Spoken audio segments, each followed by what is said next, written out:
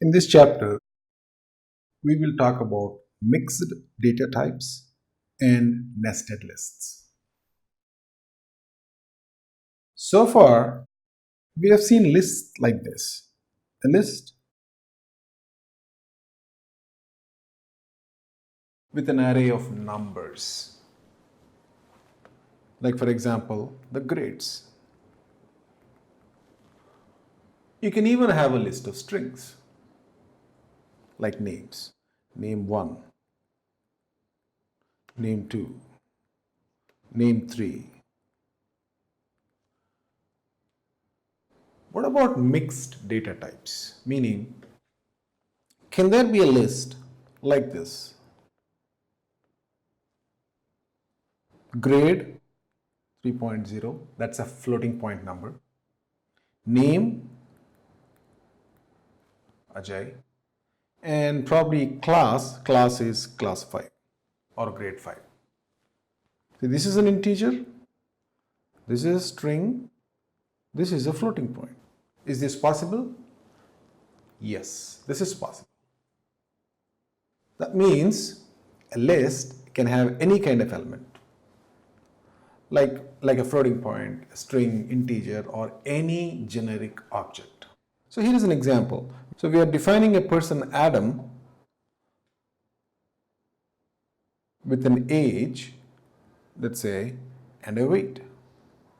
And this is how you define it, right? And as you can see, the type of person of 0, which is this string, that will be a string, and person of 1 will be an integer, and person of 2 will be a float.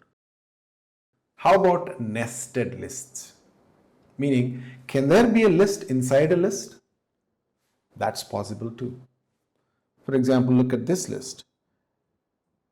The same thing, instead of Adam, we have Adam Smith. Adam being the first name and Smith being the last name.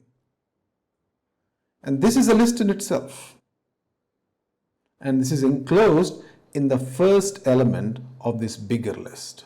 And how do you define it? Like so. A list being an element, a single element or multiple elements of another list. So how do you create a list? Name or person. So we are defining a person as Adam Smith, age 25, weight 160.5 pounds, right? So person of 0, which is this thing over here, will be a string, and person of 1, which is this element over here, would be an integer. Now how about nested lists?